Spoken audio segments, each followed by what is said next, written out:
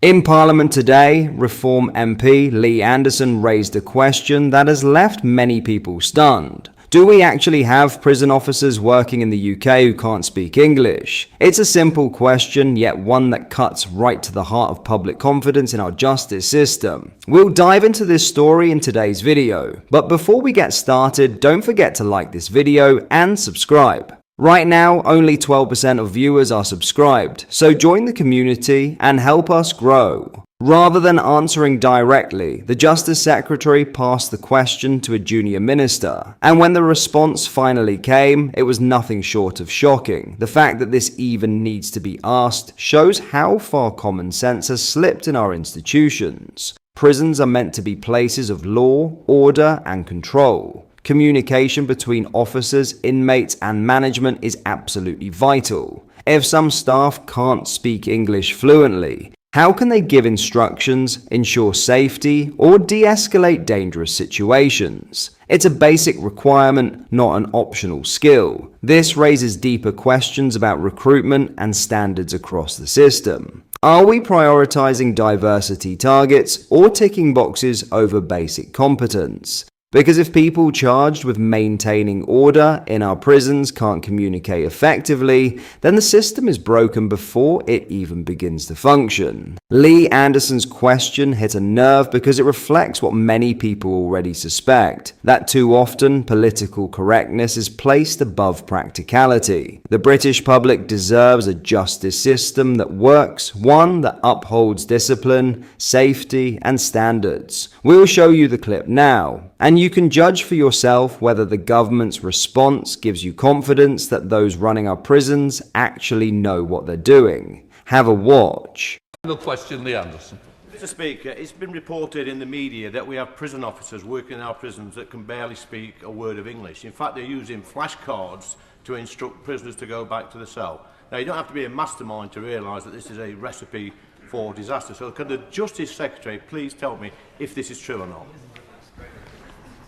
Thank you, Mr. Speaker. I visit prisons regularly in this job, and I pay tribute to the incredible work that prison officers do day in, day out, including prison officers who come from other countries who do sterling work, making sure that our prisons are safe in appalling circumstances. And so I thank them for their work, and I reject the premise of the question. That completes. What's most alarming is that the minister never actually denied the claim. He didn't say all prison officers can speak English. That silence speaks volumes. If the government can't even confirm that everyone working in our prisons understands the national language, then we have a serious problem. Communication isn't a luxury. It's a necessity for safety, order, and respect inside our justice system. Allowing officers who can't properly communicate to work in prisons is dangerous and deeply irresponsible. The public deserves straight answers, not excuses.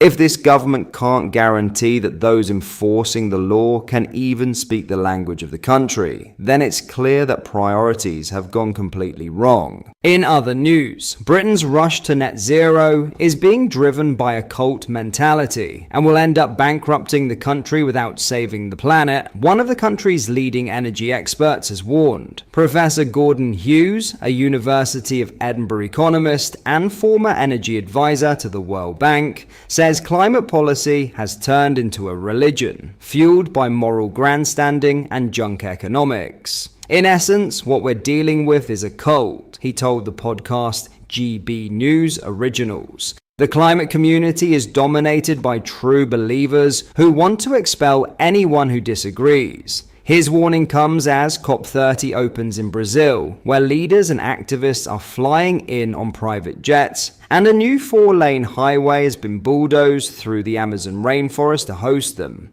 It's theatre, not progress, he said. A massive jolly, a trade show for the climate industry. Since the 2015 Paris Agreement, global spending on climate measures has topped $14 trillion, he said.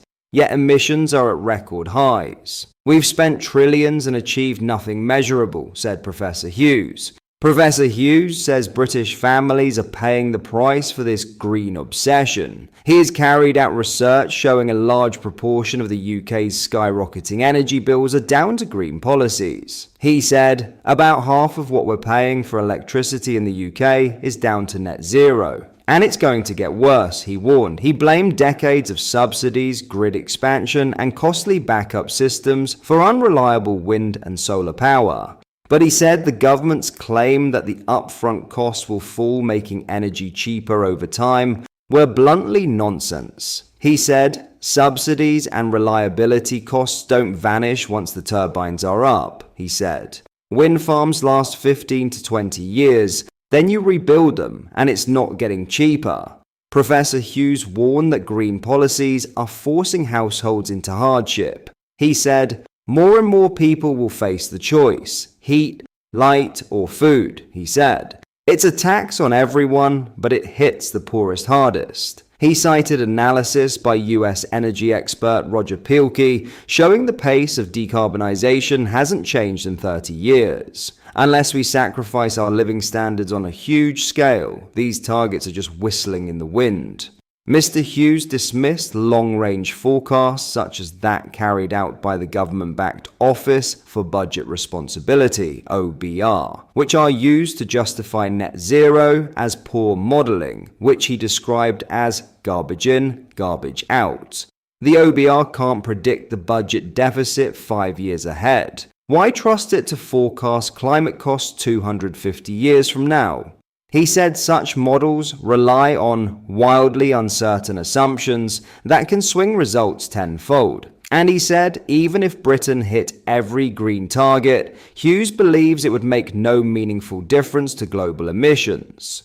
China produces over 30% of emissions, the US 14%, India 11% and rising. Britain's share is about 1%, he said. He added, the world's future will be decided by India and China, not us.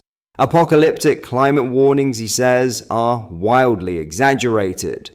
We were told the planet would burn if we missed 1.5 degrees. That's been debunked, he said. Even if nothing is done, we might reach just over 2 degrees by 2100, half of the horror stories. He added that while there would be adverse consequences of higher temperatures, there would also be positives. Do we really miss freezing winters? More people die from cold than heat stroke. Plants grow faster with more carbon dioxide. Professor Hughes believes net zero has become ideology masquerading as morality.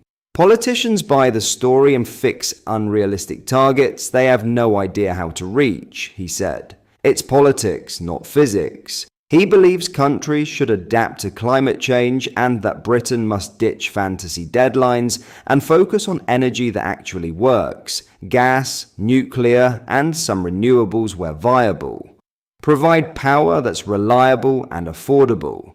That's what people need developing nations, he added. Need prosperity, not lectures.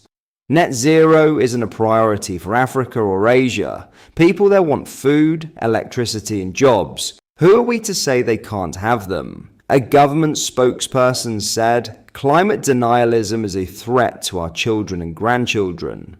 Accelerating to net zero is the economic opportunity of the 21st century and at the heart of our mission to boost growth, create jobs, and tackle the climate crisis. By making Britain a clean energy superpower, we are taking back control of our energy to protect the British people from volatile fossil fuel prices and onto clean homegrown power. What are your thoughts on what we discussed in today's video? Let me know down in the comment section below. If you have not yet already, make sure you do drop a like on this video and subscribe to the channel for more British content. Thank you, take care, goodbye.